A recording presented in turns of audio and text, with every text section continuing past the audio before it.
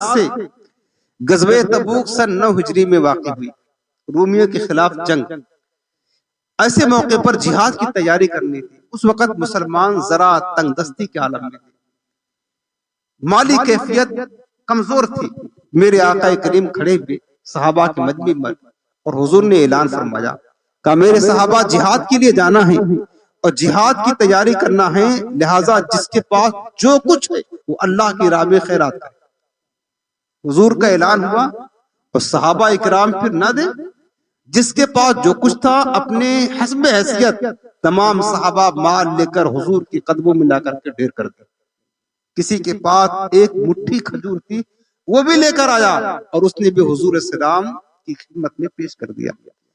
حضرت عثمان غنی مالدار صحابی، حضرت عثمان غنی کی سخاوت بھی مشہور، آپ کی دولت بھی مشہور، اسی لیے ہم دعا کرتے ہیں کہ مالک اگر تو دولت دے تو صرف دولت عثمانی عطا فرما، دولت عثمانی عطا فرما، چونکہ دولت تو اللہ نے بے شمار لوگوں کو دی ہے، وہ دولت فرعونی ہے، وہ دولت قانونی ہے، جن کی صحیح طریقے سے زکوٰۃ بھی ادا نہیں کرتے، اور ہم اللہ سے بھیک مانگتے ہیں مالک اگر تو دولت دے، اس شرط کے ساتھ مشروط ہے کہ دولت عثمانی عطا فرما۔ حضرت عثمان غنی نے غزوہ تبوک کے موقع پر مال کتنا خرچ کیا پتہ ہے؟ میرے سرکار نے صرف ایک بار اعلان کیا، صدیق اکبر نے 10,000 مجاہدین کا جہاد کی تیاری کے لیے ساز و سامان عطا فرمایا۔ 10,000 مجاہد، 10,000 مجاہدین کی جہاد کی تیاری کے لیے جو کچھ خرچ ہوتا تھا اس کے لیے وہ سب کچھ عطا فرمایا۔ صرف اسی پر بس نہ کیا، 10,000 دینار اور عطا فرمایا، اور صرف اسی پر بس نہ کیا بلکہ 900 اونٹ اور 100 گھوڑے، یہ سب کچھ حضور کی بارگاہ میں لا کر کے پیش کر دیا۔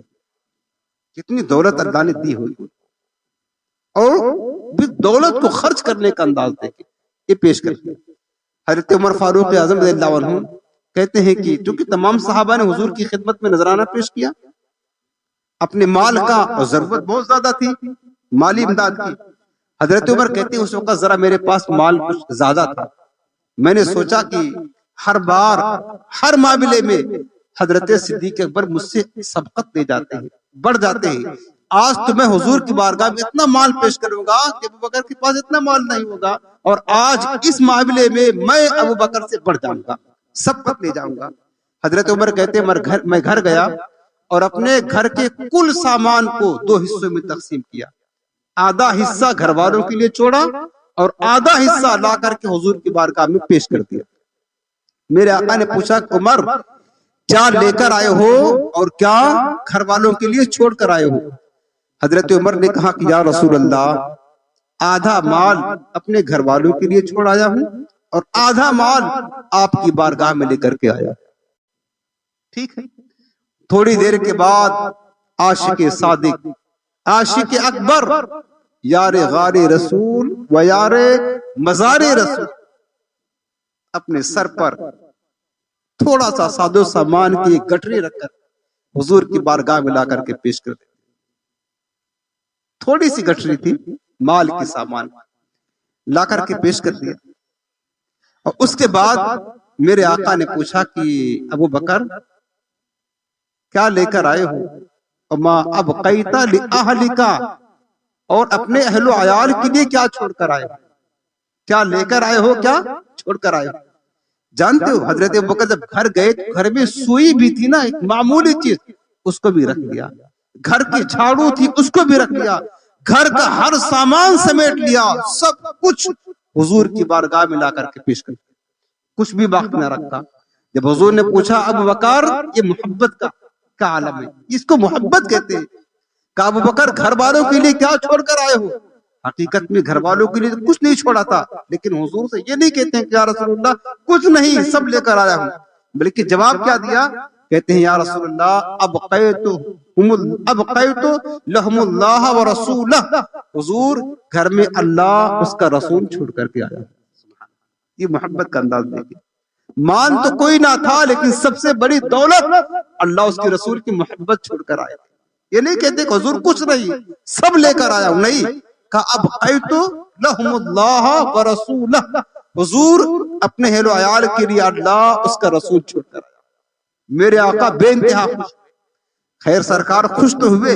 اب دیکھیں صدیق اکبر کی محبت کا. حضرت عمر کہتے ہیں کہ میں نے سوچا تھا کہ آج میرے پاس ذرا مال زیادہ ہے, میں ابو بکر سے خیرات کرنے میں سبقت لے جاؤں گا. کہتے ہیں جب میں نے یہ انداز دیکھا ابو بکر کا, یہ محبت کا انداز, جانثاری وفاداری کا انداز, گھر میں ایک سوئی بھی نہ چھوڑی, ایک جھاڑو بھی نہ چھوڑی, سب لے کر کے آ گئے. میں نے کہا عمر تو کبھی بھی ابو بکر سے آگے نہیں بڑھ سکتا, کبھی بھی صدیق اکبر سے سبقت نہیں کر سکتا ہے. سبقت کرنا, آگے بڑھنا ان تمام معاملات میں یہ سوائے صدیق کی اور کسی کا کام نہیں ہے. حضور بہت خوش ہوئے. تھوڑی دیر کے بعد جبریل امین حاضر ہوئے. اچھا, صدیق اکبر جب مال لے کر آ رہے تھے, آپ کے جسم پر صرف ایک کپڑا تھا جو سطر چھپانے کے لیے, ایک کرتا تھا تیبن. جو کرتا تھا نا, اس کرتے میں بٹن ہی نہ لگے تھے. اس کرتے میں بٹن کی جگہ انہوں نے ببول کے کانٹے لگا لیے تھے. سطر چھپانے کے لیے جو کپڑا پہنا تھا, اس کرتے میں بٹن کی جگہ ببول کے کانٹے لگا لیے تھے. اور یہ اسی طرح لے کر حضور کی بارگاہ میں حاضر ہوئے. میرے آقا سے بھی کلام ہو ہی رہا تھا, اتنی میں جبریل امین تشریف لے آئے. جبریل امین جب آئے اور میرے آقا کریم نے جب دیکھا جبریل امین کو, کیا دیکھا کہ جبریل امین نے اسی طرح لباس پہن رکھا ہے جس طرح لباس حضرت ابو بکر نے پہن رکھا ہے. جبریل امین نے اپنے بٹن کی جگہ اسی طرح کانٹا لگا رکھا ہے جس طرح ابو بکر صدیق نے کانٹا لگا رکھا ہے. میرے حضور نے پوچھا جبریل یہ کیا انداز ہے, یہ کیسا لباس تم آج پہن کر کے آئے ہو, کیسا لباس پہن کر کے آئے ہو؟ تو جانتے ہو کیا فرمایا؟ جبریل امین نے کہا کہ یا رسول اللہ, یہ تو آپ مجھے دیکھ رہے ہیں, آپ کے یار کو تو دیکھیں. آپ کے یار نے جس طرح کا لباس آج پہن رکھا ہے, اللہ رب العالمین کو آپ کے یار کی ادا اتنی پسند آ گئی, اللہ نے تمام آسمانی ملائکہ کو حکم دے دیا, اے ملائکہ سماوات, آج میرے محبوب کے یار نے جو لباس پہن رکھا ہے وہی لباس تم لوگ سجا لو اور بٹن کی جگہ کانٹے لگا لو. یا رسول اللہ, مجھے بھی حکم دیا رب نے کہ جبریل تو بھی آج وہی لباس پہننا جو میرے محبوب کی یار نے پہن رکھا. وہ لباس تمام آسمانی ملائکہ نے پہنا, ہر ایک نے کانٹا لگایا. صدیق اکبر کی ادا رب کو اتنی پسند آئی. پھر جبریل نے کہا یا رسول اللہ, رب کائنات نے آپ کے یار کو سلام بھی بھیجا ہوا ہے. سبحان اللہ, رب کا سلام آ رہا ہے پیارے, قربان جائے ایسی مبارک اداؤں کا. رب کا سلام آ رہا ہے. کہا یا رسول اللہ, آپ کے رب نے آپ کے یار کو سلام بھی بھیجا ہے اور حضور ایک پیغام بھی بھیجا ہے. کہا جبریل کیا پیغام ہے؟ کہا یا رسول اللہ, آپ کے رب نے یہ پیغام بھیجا ہے کہ میرے آقا آپ اپنے یار سے پوچھیں کہ یہ سب کچھ قربانی دینے کے بعد اے ابو بکر کیا آپ اپنے رب سے راضی ہیں؟ رب پوچھتا ہے یہ قربانی دینے کے بعد, یہ مال رب کی محبت میں خرچ کرنے کے بعد, ابو بکر کیا تو رب سے راضی ہے؟ یہ پیغام جب مصطفیٰ کریم نے اپنے یار کو سنایا کہ ابو بکر رب نے تجھے سلام بھیجا ہے, تو تیری اداؤں پر قربان, جو آج تیری ادا ہے, تیرا انداز ہے, رب نے سارے ملائکہ کو انداز اختیار کرنے کا حکم دے دیا. اور ابو بکر رب نے تجھے سلام بھی بھیجا ہے اور ساتھ یہ پیغام بھی بھیجا ہے کہ بتا کیا تو یہ مال خرچ کرنے کے بعد, یہ قربانی پیش کرنے کے بعد اپنے رب سے راضی ہے؟ حضور کا پیغام جیسے ہی صدیق اکبر نے سنا, صدیق اکبر کی آنکھیں اشکبار ہو گئی, آنکھوں سے چھما چھم آنسو برسنے لگے اور کہنے لگے یا رسول اللہ, کیا میں اپنے رب سے راضی نہ ہوں گا؟ واللہ انا ان ربی راض, واللہ انا ان ربی راض, خدا کی قسم میرے آقا میں اپنے رب سے راضی ہوں, میں اپنے رب سے راضی ہوں, میں اپنے رب سے راضی ہوں. یہ انداز ہے, یہ محبت ہے, یہ شان